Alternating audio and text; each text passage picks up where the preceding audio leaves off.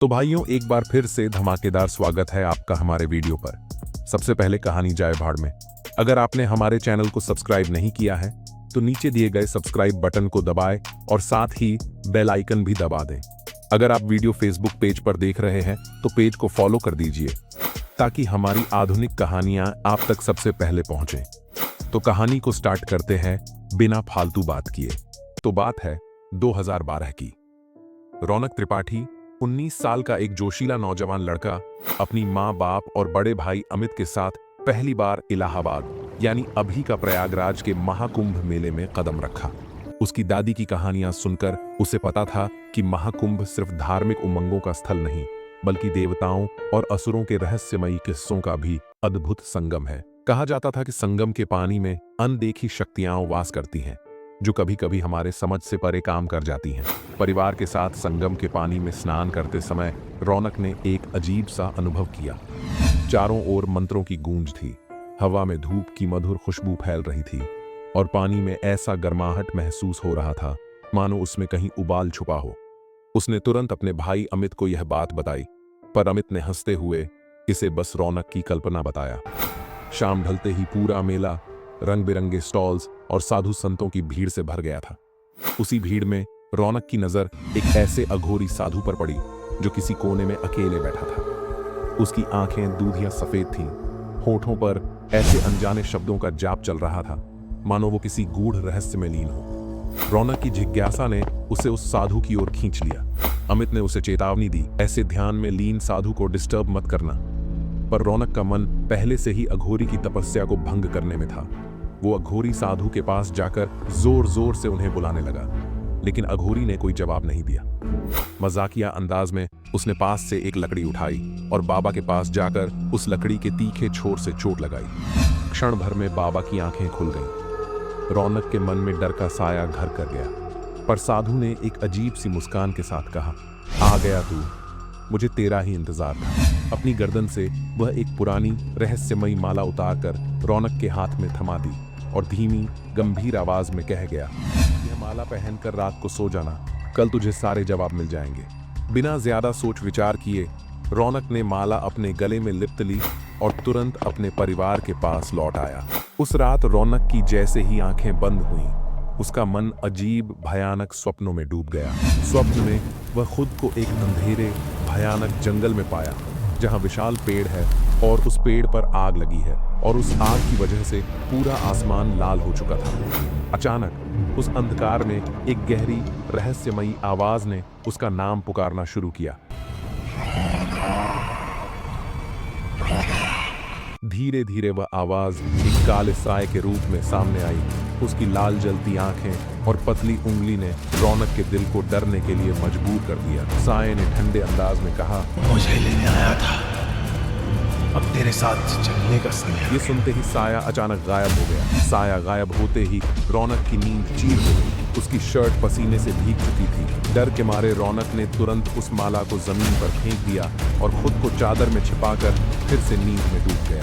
अगले कुछ दिनों में त्रिपाठी परिवार की जिंदगी में अजीब अजीब घटनाएं घटने लगी। रौनक के पिता की कपड़ों की दुकान में अचानक शॉर्ट सर्किट से की वजह से आग लग गई। बड़े भाई अमित की नौकरी चली गई और मां की तबीयत भी अचानक गंभीर हो गई। इन सब घटनाओं के बीच रौनक एक दिन अपनी अलमारी की सफाई कर रहा था। तभी उसकी नजर फिर से उसी माला पर पड़ी जिसे उसने कुछ दिन पहले फेंक दिया था। रौनक ने उस माला को पाया देख उसकी मां से उस माला के बारे में पूछा। उसकी मां ने बताया कि उन्होंने उस माला को संभाल कर अलमारी में रख दिया था। इस बार रौनक ने ठान लिया कि अब इस श्राप को हमेशा के लिए दूर करना ही होगा।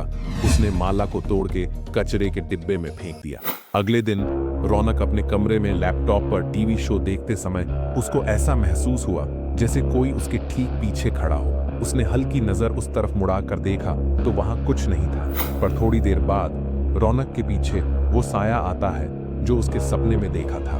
वो साया धीरे धीरे उसके करीब आया और ठंडी आवाज में बोला, संगम वापस आ जा। वो घबराहट में अपने भाई अमित के कमरे की ओर भागा और उसने कहा, अमित, वो साया वापस आ गया है, वो मुझे संगम की ओर बुला रहा है। अमित ने उसकी बात को मन का वहम बताया और कहा कि सुबह चलकर मंदिर जाकर प्रार्थना करें। शायद उसका डर दूर हो जाएगा। पर उस रात रौनक का मन शांति से दूर था।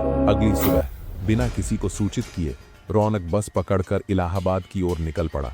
बस रास्ते में चाय की दुकान पर रुकी। चाय पीकर जैसे ही उसने वॉलेट निकलने के लिए अपना बैग खोला, उसकी रूह कांपने लगी। वही पुरानी श्राप युक्त माला उसके बैग में पड़ी थी। माला को देखकर अपने आप से कहता है, अब तो मुझे महाकुंभ जाकर उस साधु से मिलना ही होगा ताकि मैं अपने किए का प्रायश्चित कर सकूं। रौनक ने तय किया कि चाहे कितना भी डर हो, वह इस श्राप से मुक्ति पाएगा।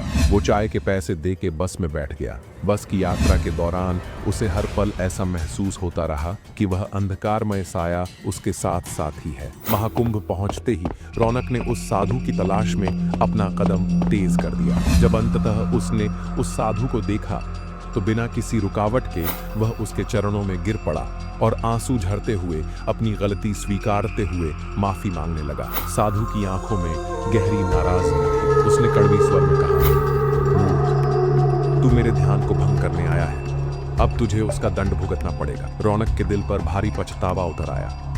उसने रोते रोते माफी मांगी। कुछ देर बाद साधु को दया आ गई और उसने रौनक के गले से माला निकलवाकर अपने गले में पुनः धारण कर लिया। उसी क्षण रौनक ने देखा कि वह काला साया अब साधु के सर के ऊपर प्रकट होकर धीरे धीरे उसके भीतर समा रहा है। उस दिन जब रौनक ने फिर से संगम में स्नान किया, उसे महसूस हुआ कि कभी भी किसी भक्ति में लीन साधु की शांति को डिस्टर्ब नहीं करना चाहिए।